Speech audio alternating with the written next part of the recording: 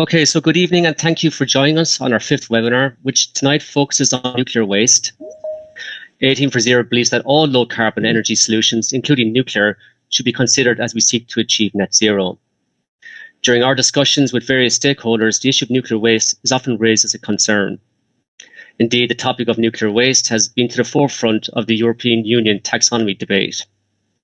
So we hope that tonight's presentations will shed some light on this matter. In tonight's discussion, Dr. 𝗂𝗿𝗂𝗏 will provide an introduction as to what exactly nuclear waste is and how it is created.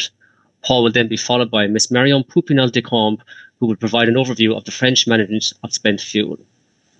So some quick housekeeping. This session will be recorded and will be available on our YouTube channel in the coming days. Both speakers will speak for 15 minutes. The remaining 30 minutes will be for Q&A. During the event, you can put your questions into the chat box and make sure to state who the question is for. Please try to keep your questions short and to the point. And finally, please keep yourselves on mute for the duration of the webinar. If you're having any difficulties, please message a member of 18for0 and we will do our best to help. So, our first speaker, Paul, is a research associate at the University of Cambridge, working on nuclear reactor physics, particularly fast reactors and computational methods. Prior to this, Paul studied chemical engineering at Queen's Belfast before doing his master's and PhD at Cambridge. The floor is yours, Paul. So, hi everyone. I'm going to be talking to you about waste. What is nuclear waste? So, I should start, I think, with a little bit of context in that, well, as I'm sure you're all aware, everything that we do produces waste. This includes energy. Nuclear power, however, I believe is unique in sort of two different aspects. In that, first, as opposed to, I think, every other energy source, all waste is accounted for in one way or another. In nuclear, you can't make waste and forget about it, or else you get in a lot of trouble. As well as this, as you can sort of see from the slide, one of the interesting things that characterizes nuclear energy is that there's a lot of energy produced from a very small amount of fuel. And as a result of that, the amount of waste that's produced is very small in the end. So an example of this is that the UK, which happens to be the world's oldest nuclear industry, its waste projected out to 2125, the mass of it is 5 million tons, that's plenty, right? But compare this to conventional waste from household industry, all of that from all sort of sources in the UK up to the same amount of time. That is 200 million tons per year, 4 million tons of which is like toxic. So it's like on the grand scheme of things, there's quite a difference in magnitudes here.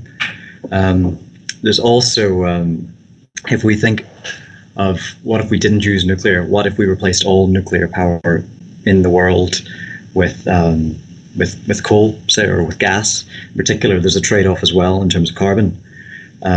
So for all of this waste that we produce, if we got rid of nuclear, we would produce, I think it's 1.3 billion tons of carbon extra, which is equivalent every year to having 250 million additional cars on the road. So I guess what I'm saying is that there's a cost benefit to these things, which should be kept in mind. So first, I guess we begin by giving some very basic definitions, because in nuclear there are different types of waste. First, we have low-level waste, which is extremely mundane. Literally, if you're on a nuclear site and you sneeze into a tissue, it's going into the low-level waste bin. So basically, this is the generic stuff. It's essentially not radioactive, all of it, I believe, but it also makes up most of the volume. Most of the waste is extremely banal. It's just like you produce normally. And how it'll be dealt with in the end is actually it'll be thrown in essentially a nuclear grade sort of standards waste dump, as you would see. On the other hand, we've got, slightly more interestingly, intermediate level waste, which it actually is a little bit radioactive. It tends to be bits of the plant, of the power plant of the circuit, which might have been irradiated, or let's say nuclear fuel cladding. Some of this is also quite mundane, some of it's less mundane, but it's usually sort of split up and dealt with depending on the level of radioactivity. Different jurisdictions sort of classify this waste slightly differently as well. But I guess the one that we're going to be talking about and the one that people are most interested in is high-level waste. So perhaps you might be surprised to hear that while nuclear waste doesn't glow green, it does actually glow blue sometimes. And in particular, this high-level waste is spent nuclear fuel. This stuff is, at least to begin, it's hot and it's very radioactive, but it's also, given the previous slide, there's a relatively small volume of it for the amount of energy that it produces. But as I say, sort of this is what causes all of the concern, or most of the concern, and this is indeed what we'll sort of be focusing on today.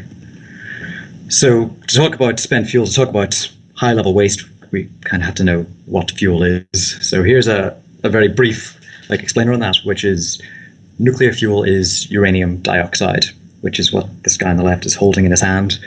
Another perhaps surprising thing is that uranium is actually essentially not radioactive. It's got a very long half-life, which means that it doesn't radiate things. So you can hold this in your hand, without any adverse effect. In fact, I was trying to find out whether if you ate it, you would be poisoned, because uranium dioxide is insoluble. If you ate pure uranium, you would be poisoned, like any heavy metal would poison you. But it's so not radioactive and it's insoluble that I think it would probably be fine. But yeah, still trying to confirm that. So I'm not sure why the guy on the left is wearing a glove. I suspect it's actually to protect those little fuel pellets more than it is to protect himself. So these fuel pellets go into fuel pins, which go into these fuel assemblies, which you can see on the right, fuel rods, which go into fuel assemblies that you can see on the right. And these are loaded into a nuclear reactor. In total, for a standard reactor, you load in about 100 tons of uranium. And once you've done that, you can begin generating power and, of course, begin generating waste. So how waste is actually produced comes down to fundamentally what's going on in a nuclear reactor. We're talking about fission. So a brief refresher on nuclear fission is that you've got neutrons bouncing around a nuclear reactor, and every now and then one of these neutrons will split an atom of uranium-235. So this produces energy, which you can use to boil your kettle and so on, but it also produces these fission products. Here they're cesium and krypton, but there's a zoo of them, in fact. And these are quite radioactive. These are a significant component of the high-level waste that we talk about. As well as this, when fission happens, more neutrons come out. And this is essential to sort of sustaining the chain reaction that produces power. Some of these will go on and split more atoms. Others of these neutrons will activate things. They'll make radioactive, like the cladding that contains your fuel. And they'll also make other actinides. So instead of just having uranium, you'll produce things like neptunium and plutonium, as you can see here. So one of these neutrons gets absorbed by an atom of uranium-238, which produces plutonium, which I think most people are aware that this is kind of a component of the nasty waste that people don't like. So a bit of an illustration of this is, here's the periodic table, and on this periodic table we have uranium and oxygen in the proportions that you see in a nuclear fuel pin. This is a fresh nuclear fuel pin we're looking at, essentially, and what happens if we begin irradiating it? What if we put it in a nuclear reactor? So as soon as the reactor turns on, because of this fission process, half of the periodic table turns up. All of these things in the middle are your fission products, and then on the other side, just above uranium, you can see plutonium and friends beginning to emerge. So yeah, this occurs and you build up more of this stuff over the course of 3 to 5 years for standard fuel. So this is kind of interesting to see the dynamics of what happens, but it's not really so useful for the quantities. I mean, reading those numbers isn't quite so intuitive. So to make this a bit more clear, what nuclear waste is actually made of, or how it's actually composed, is this. To begin, on the left, we've got our standard nuclear fuel, which is mostly uranium-238 and a bit of uranium-235. We've enriched it. On the right, we have it after irradiation, where we've got 1% of the atoms are now plutonium, 3% are fission products, but essentially the fuel is unchanged in large part anyway. But nevertheless, in spite of this sort of change of 4% in the composition, this is what we have to contend with. So we ask, why is this a challenge, or what's so difficult about this? And it is, of course, as I've alluded to, because it's radioactive. Fission products and actinides both emit radiation of various sorts, and you might recall alpha, beta, and gamma from high school, hopefully. So it's a reasonable intuition about radiation hazards that, unlike chemical hazards, they can cause you harm at a distance, and if you spend time in a room with radioactive material, then you're incurring harm. Whilst that's sort of reasonable and certainly a conservative assumption, it's not necessarily always the case. It depends on the type of radiation that's emitted and how it's shielded. So gamma rays with high energies are the most penetrating, and they require some sort of heavy shield like lead or cement. Betas or electrons are a bit penetrating, but they can also be stopped with a thin layer of aluminium or I think a meter of air. Alphas, on the other hand, interestingly, are stopped in a few centimeters of air, or by, relevant for our purposes, they're stopped by dead skin that might be on the surface of a human hand. So this is interesting because it sort of implies that for alpha emitters, safety is achieved by ensuring that you simply don't eat it, you don't swallow it or inhale it, which is exactly the same sort of safety concern as for many chemical hazards that we deal with all the time. So we need to briefly talk about the nature of radioactivity. Something that is very radioactive will diminish very quickly, or it has a short half-life, as you might recall. Conversely, something that isn't very radioactive will stick around for a very, very long time. This also implies that the most hazardous things disappear quite quickly. There's another interesting thing, which just so happens to be the case, that fission products like cesium and strontium, as you can see on this graph of spent fuel and how it evolves over time, cesium and strontium and fission products are the most radioactive part of nuclear waste, and they're also predominantly beta and gamma emitters. These are essentially gone after 500 or so years. After that, actinides tend to dominate the composition of nuclear waste.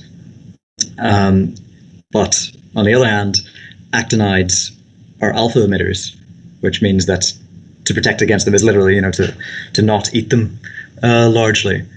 So yes, this implies that the safety standards for actinides, or the safety standards that we want to meet for this waste in the long period, is exactly that of chemical waste. Like, just don't let it enter the biosphere, don't let it contaminate food or water. And compare this to all the other chemical waste that we make. We make plenty of arsenic or cyanide, or even chromium or antimony, which we produce all the time and we store all the time, and they remain toxic forever. So how do we actually handle waste? This has all been sort of definitions, really. So our fuel comes out of our reactor, and we've got to do something with it.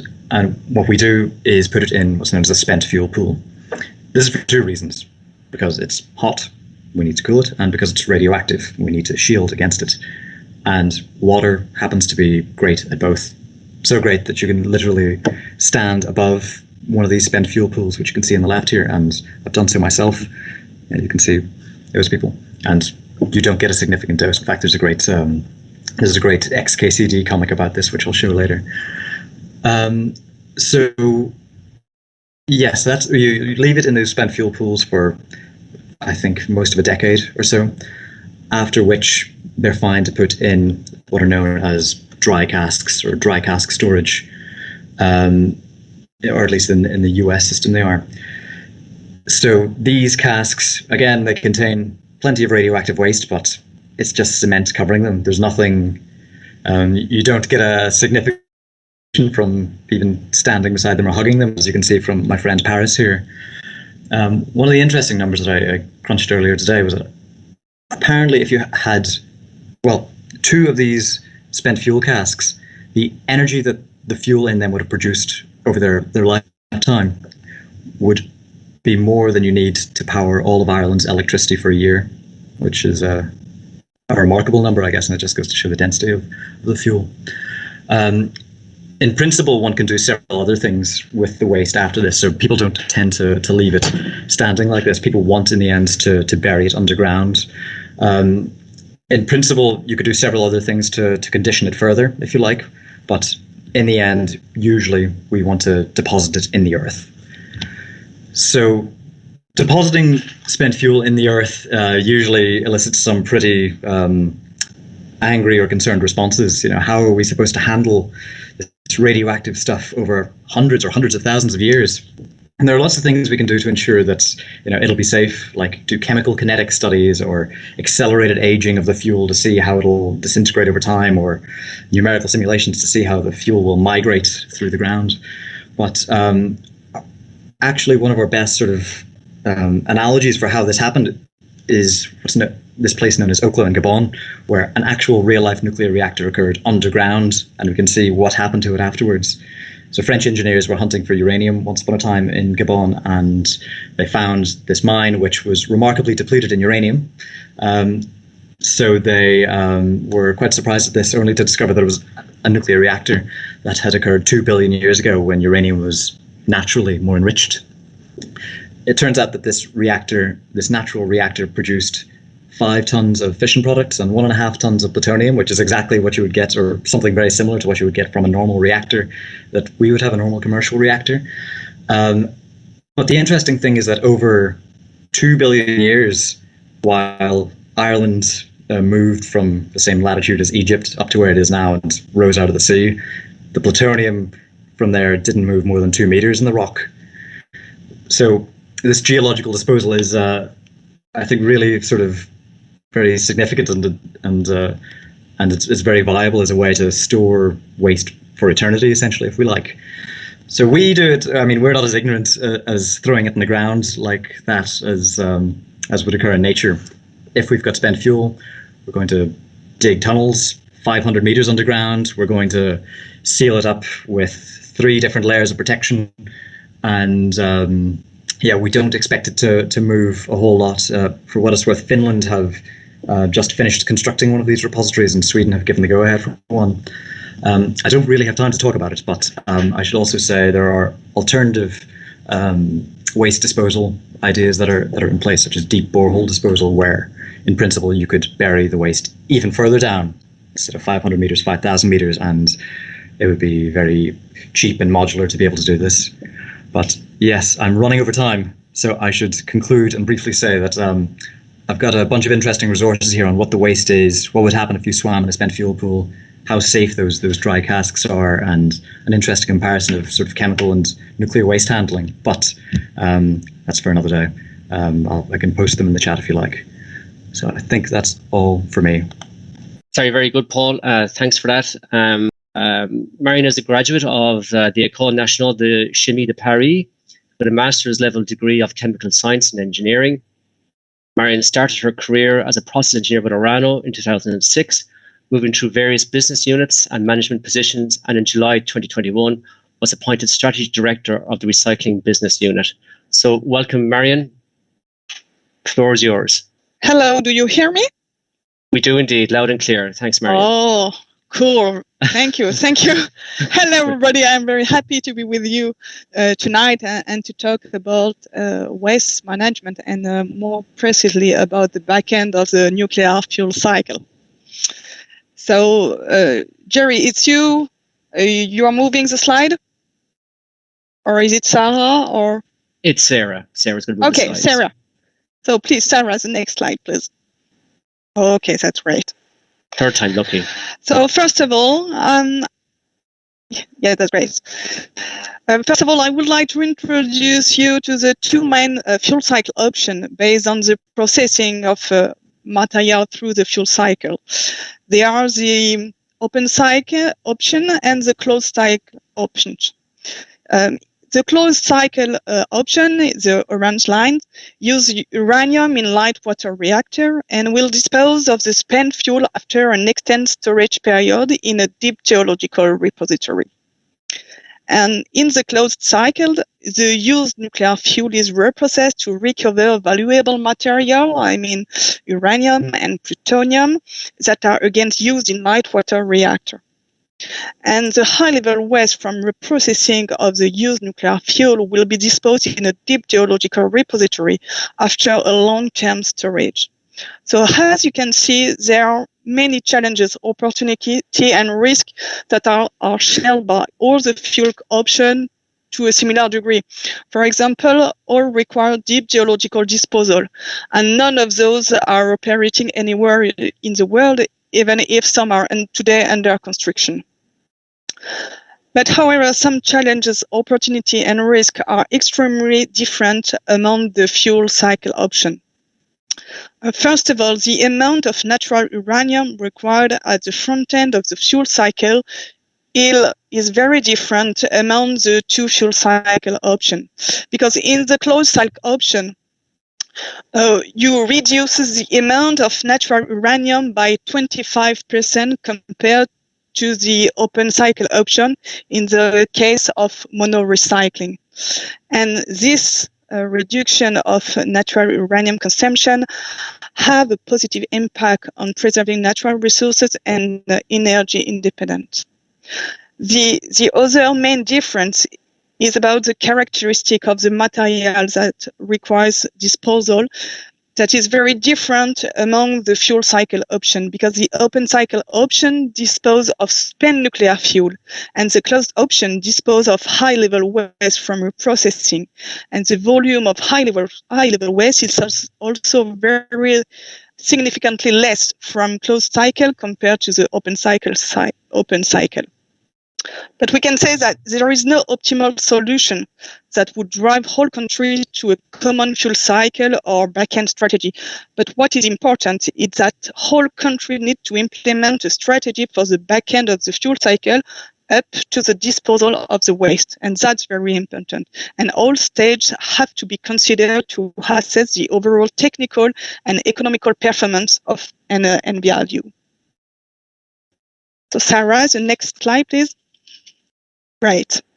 So let's move to the French strategy. France has opted for a closed cycle to recycle the valuable material contained in the spent fuel, again, uranium and plutonium, and to optimize waste management. The French nuclear fleet has today 56 operating 𝗵𝗿 reactor. And another reactor is under construction, the 𝗪𝗂𝗵𝗿 reactor. Today, every year, about 120 tons of MOX fuel are composed of recycled plutonium and uranium oxide is produced to be used in the EDF nuclear fleet, because in France we only have one nuclear operator, it's EDF. And the plutonium used for the MOX production comes from used nuclear fuel. It is separated at La Hague plant, which reprocesses annually around 1,100 tons of used nuclear fuel to meet the MOX demand. It's very important to understand that the amount of reprocessed used nuclear fuel is driven by the amount of plutonium that you can recycle in the MOX fuel in order not to accumulate separate plutonium. And this level of reprocessing corresponds to used nuclear fuel discharged annually by the French reactor in operation, so our cycle is balanced. The French fuel cycle policy is based on a comprehensive legislative framework. It has been defined in 1991 Waste Act and by the 2000 Planning Act on Radioactive and Waste Material. The rationale of this policy is based first on reducing nuclear waste volume while producing a safe and secure engineered form. Second, saving uranium resources by enhancing reprocessed materials, uranium and plutonium. And third, preparing the future for Generation 4 reactor that are the fast reactor, which will strengthen French energy independence, and guarantee the sustainability of the nuclear energy. So to implement the implementation of this policy follow a stage-by-stage and very transparent approach. The 2006 law is implemented through a national plan for the management of nuclear waste and radioactive material, updated every 3 to 5 years. And this French management plan for radioactive waste and management and materials defines the orientation for the management of radioactive waste and material in France, using system analysis of existing installation, future evolution given to the energy policy in force, inventory, and so on. This plan identifies the need to study the new management system and needed new infrastructure. The plant is prepared by the Ecological Transition Ministry and the Safety Authority. And another very important point is that this plant includes the participation of all stakeholders, including the non-governmental organization. So I will now focus on the Orano recycling platforms that are a strategic asset with more than 50 years of experience and that allows to address all the back-end challenges. First, transport in the downstream of the cycle, that is to say transport of used nuclear fuel, plutonium oxide, mixed oxide fuel, and low or high-level waste, is a highly specialized activity requiring sophisticated resources that Orano has mastered for more than 60 years. Transport can be done by road, ride, or boat, depending on where they come from. Then the two cycles of La Hague and Melox address the used fuel processing and recycling needs of electricity customers. The La Hague site carries out the first stage of recycling that consists of separating, recovering, and conditioning the material for use in the new fuel. Orano La Hague has nearly 55 years of experience in the industry, and while France is Orano La Hague's main customer, the facility also works with many countries, including Germany, Japan, Switzerland, Belgium, Netherlands, or Italy. It's the first industrial center of this kind in the world, and roughly 4,000 people, Orano's employees, are working on La Hague, plus 100,000 service providers. So concerning Melox is the Orano recycling plant located in the south of France, in Marcoule, and Melox plant produces MOX fuel assembly made from a blend of uranium oxide and plutonium from the spent nuclear fuel. Orano Melox has 23 years of experience in the industry and more than 700 employees. So today, roughly 3,000 tons of 300,000 tons of heavy metals have been produced by Melox plant. Of the 96% of recoverable material, plutonium, that's representing 1% of the used nuclear fuel, has a huge energy potential. 1 gram of plutonium can produce as much energy as 1 metric tons of oil.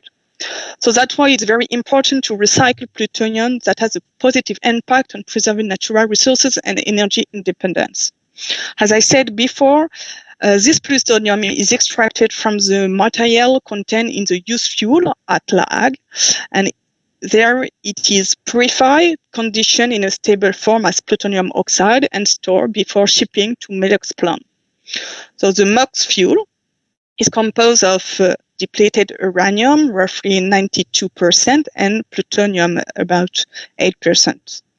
And they are fabricated at the Orano Melox plant in Marcoule, and MOX fuel are currently authorized in 22 pressurized water reactors in the French nuclear fleet. And worldwide, 43 reactors have used or currently used MOX fuel. So today, MOX fuel makes it possible to produce 10% of the nuclear electricity in France. And this proportion is likely to significantly increase up to 25% through the recycling of the uranium contained in the used fuel. Moreover, another point is that recycling plutonium, which means not conditioning waste packages containing this material, can also reduce the radiotoxicity of the final waste. So let's move to the waste. Following the recycling operation, 96% of spent nuclear fuel can be reused to manufacture new fuel. And the 4 left high-level radioactive waste is vitrified, then conditioned in stainless steel canister and safely stored at the large site pending disposal. So this conditioning is stable for several tens of thousands of years and certified by 10 safety authorities worldwide. It's allows high-level waste to be managed in optimum safety conditions over the very long term during both the storage and the future underground disposal period. So as a result of this operation, the volume of the high-level waste was divided by 5 and the long-term radiotoxicity by 10. And another amount and another number very interesting is that the vitrified waste amounts only to 5 grams per inhabitant per year. So it's very, very, very few. So you can see on the picture the interim storage hole for vitrified waste. So in each wheel, 12 or 13 canister are long-term stored pending disposal. And in the whole of the picture, the vitrified waste corresponding to roughly 4 years of French nuclear production is stored. So it's very compact and it takes very, very low volumes. The nuclear structure from fuel assemblies are compacted and conditioned in steam drum, and they are also safely stored pending disposal. So the very interesting point is that the universal canister of compacted waste and vitrified high-level waste is unique and standardized waste form suitable for transport, long-term storage, and final disposal. So you don't have to repack the waste for the disposal. And the final disposal is the responsibility of the ANDRA, the French National Agency for Radioactive Waste Management. And ANDRA is responsible for managing existing disposal center and conducting study on geological disposal for high-level and long-lived intermediate-level waste, namely the 𝗍𝗂𝗵 project in France. Concerning the geological disposal, the geological disposal represents the most sustainable and safest solution for ultimate waste. Its long-term safety has been demonstrated scientifically, and the confinement performance of clay is well established. Safety is also assured by the way of which the waste is conditioned. For example, in the closed cycle, the vitrification process makes it possible to encapsulate the final waste residue, fission product, from processing and minor actinide in a glass matrix with extremely stable chemical properties, guaranteeing the confinement of vitrified materials over the very long terms. And finally, I would like to show you an overview of the French industrial and R&D roadmap for closure of the fuel cycle. The short-term stacks are first to develop the use of MOX fuel in new reactor, because currently at EDF only 900 megawatt reactor use MOX, and we've got a program for the MOXing of the 1300 megawatt reactor that will be set up with the agreement of the government and EDF. And we also want to restart the industrial use of reprocessed uranium in French reactor by 2023. In the midterm, we want to develop feasibility of new MOX concept to multi-recycle PU in 𝗵𝗿𝗆 reactor, because today we only recycle once plutonium in 𝗵𝗿𝗆 reactor, and we want to do that many times to improve the closure of the fuel cycle. And concerning this program, irradiation test fuel assembly is scheduled on between 2025 and 2028. Concerning the long-term stack, we want to prepare the closure, the complete closure of the fuel cycle by using generation 4 fast reactor by the end of the century. And the development of generation 4 will increase the natural uranium saving up to 100% and will significantly decrease waste, volume, and toxicity.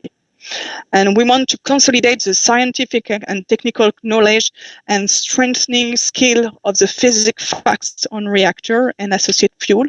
And we also perform preliminary study on the transmutation option, transmutation of minor actinide using molten salt reactor. So that's the end of my presentation, and I will be happy to answer some questions if you have some. Thank you very much. Thank you, Marion, and thanks for making it to this discussion. The first one here, I'm going to address to you, Marion. It's from Sana, and the question is, wasn't reprocessing introduced mainly for fast reactors? No, I think there's a step-by-step approach, and in France, we start recycling in PWR reactor and light water reactor, and the fast reactor was the next step. You know what drives the fast reactor development before is the risk of a lack of uranium resources. That's what is driving and drive the generation 4 development. And the reprocessing start only with a light water reactor is the first step, but we always have a long-term objective is the fast reactor deployment and the closure, the complete closure of the nuclear waste cycle with this reactor. Okay, perfect. I have another one from Eugene, and it's to you again, Marion, and it's kind of a follow-on question from one that was with Paul. Might be taken slightly out of context, but it says Paul has mentioned that currently there is no economic or resource sustainability incentive to recycle spent fuels, something similar with the uranium issues. To recycle spent fuel in fast reactors, let alone in PWRs as MOX. What is the French rationale for doing this? So why do you recycle in France? I suppose is the key question, when there's plentiful supply of uranium worldwide. We do that because yes, there's plenty of uranium supply. But the fact is, the benefit and the optimization of the waste is very important in country where you have a large nuclear fleet and where you do not have lots of space to store the used nuclear fuel. So the other countries that are in the same configuration than in France, for example, Japan. Japan has also more than 50 reactors. Before Fukushima, now some of them are starting again, but they have a large nuclear fleet and they do not have a lot of space. And in that case, it's very interesting to optimize the high-level waste management. Otherwise, and to reduce, as I said, the volume by 5 and the toxicity by 10.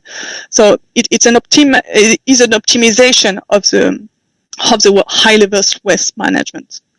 And today, it's also a way to manage the risk about the deep geological repositories. Because, as I said, between the use nuclear fuel discharge from the reactor and the deep geological repository, it takes maybe decades. And during this period, and you have to manage in the open cycle, you have to manage your used fuel. But and your used fuel behavior, you have to manage the safety of the used fuel behavior. Sometimes the used fuel are leaking, and sometimes you have to repackage it, and it can be sometimes very tricky. In the case of reprocessing, after roughly 8 or 10 10 years, sorry, you reprocess, you use nuclear fuel, and then the ultimate waste is safely conditioned for long term. You do not have to make some repackaging, and then you can wait decades. It's not a problem for you, because your conditioning is sustainable and safest, and it allows you to take the time to improve and to implement the deep geological repository. So it's also a way to manage the risk linked to the deep geological repository and to the planning and the schedule of the deep geological repository. Great, that's a great answer. I have another question. I think this one could be for Paul. It's from Jason Stewart. Can you comment on SMR reactors, and is that an option for smaller countries like Ireland in terms of would the waste be easier to manage? I guess it depends on the type of SMR. Is it Gen 3 or Gen 4? But in general, could you give a few words on it, Paul? Yeah, broadly speaking, the waste from an SMR. So, the most likely SMR we're going to see in the next couple of decades is a standard-looking reactor, just smaller, and the waste we'll see from it will be essentially the same as what we see in a large reactor. At worst, maybe the fuel assemblies will be shorter, but it won't actually look all that different. So yes, we should be able to handle it, I think, very straightforwardly, and I do personally think an SMR in Ireland would be great, but I'm biased, perhaps. Okay, great stuff. Some questions in the chat, and perhaps maybe take a stab at some of them. One relates back to those dry casks that you showed, and there's a question, how many of those casks are they filling per year in the UK? I don't know, would you know an answer for that? So in the UK, I must confess, I'm not exactly sure what they do in the UK, because the UK's reactors are a little bit different. So the UK reactors send all their waste to Sellafield, where I believe at least the AGR waste, that's the standard reactor, is reprocessed. Or no, not reprocessed, it's I can't entirely remember how it's handled, to be honest, but Sellafield contains it. I believe the fuel from Sizewell is stored on site to some extent, but it is. I was actually involved in the project for the dry cask storage back. Very interesting. Okay. Back in the early days. It's dry cask sort of at all in Sizewell. Yes, yeah. So in terms of the quantity, I'm not too sure what it is now. So, well, a reactor it contains 100 tons of fuel, and you take out, about maybe a quarter of that every 3 years or so. So let's say, 25 tons times what Sizewell's been going since 95 or so. Right. So yeah, what have we? My math isn't quite so quick as it should be. Let's say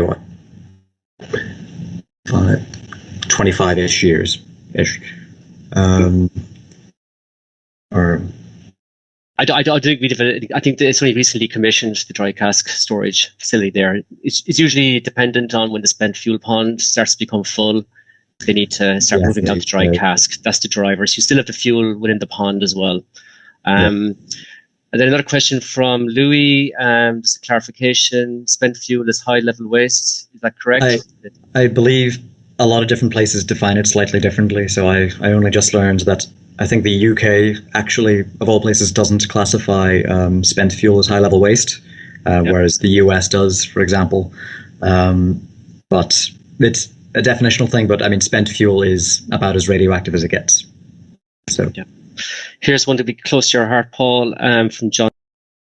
So why are we not just consuming the rest of the fissile material in fast reactors? Well, I guess there are a few different reasons. So the main reason for using fast reactors or the main driver originally for using fast reactors was fuel sustainability, or to increase the fuel resource. Because I mean, you can get sort of a factor of 200 more energy out of spent fuel in principle if you put it through a fast reactor. But the problem is that while at the time when this was conceived, there was a concern that there would be a uranium scarcity. that, everyone will be using nuclear power, and we only know that there are so many mines available, so therefore we're going to run out of uranium, therefore we've got to use it more effectively. But actually it turned out that there's a lot of uranium. Uranium has remained very cheap. Enriching uranium has remained very cheap, such that we don't really need to go looking for more resources. And if we do need to go looking for more resources, then actually it'll make the price continue to remain cheap as well, because we'll probably find a lot more, which is, I think, the story of many different minerals over time. So I guess there's that aspect. The other aspect is that fast reactors are more expensive in general. The whole fast reactors they're not as established a technology, and you've got to add in a reprocessing step. In principle, one could do all of this, but one would have to value sort of the virtue of not consuming or digging out additional uranium over price, I guess, over the economics, is the thing. But in principle, we could, but there's nothing really driving it at the moment. Okay, so it's mainly kind of a cost issue. The question from Owen: how much is recyclable? Recyclable, I guess, the good stuff is, in principle, the plutonium and the uranium-238, and unconsumed uranium-235. So the stuff you don't want is the fission product, which at the end of burn up is about 3% of the atoms inside your spent fuel. So in principle, all of it could be recycled to some extent, but I mean the stuff that directly produces power is the plutonium and the uranium-235. It depends on the type of reactor you're running. So in principle, in a fast reactor, that's all recyclable. If you have a thermal reactor, however, your plutonium works to a certain extent. You can't sort of keep recycling your plutonium otherwise. It's not fissile enough, basically. Just on the plutonium, Paul, there's often a question about, that is, when you recycle or you reprocess, that perhaps it could be used for weapons. Maybe from a light water reactor, maybe you could talk about that in terms of the isotopes that are produced. Sure. So plutonium, the one that's used, the isotope that's used most substantially in weapons is plutonium-239. That is the one that sort of comes immediately or relatively immediately as a result of irradiating uranium-238. So you fire a neutron at uranium-238, and after a couple of days or so, it should turn into 239. That's great.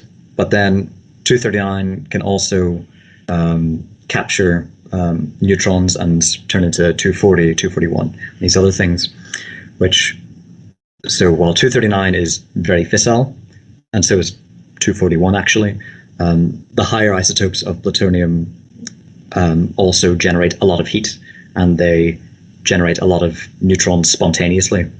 So this is very tricky to work into weapons design, because this would mean that it would fire off, or it wouldn't sort of detonate when you want it to, or it would detonate at the wrong time. So you can't really use substantially burned plutonium very well in making a nuclear weapon.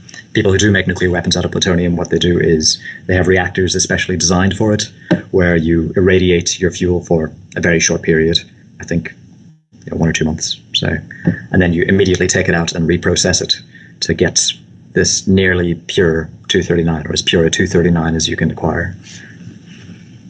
Very good. I've one here from Marie asking, since the high-level waste volumes are so tiny and well managed in dry casks, and nuclear is already expensive, not sure I understand the incentive to bury in a geological repository.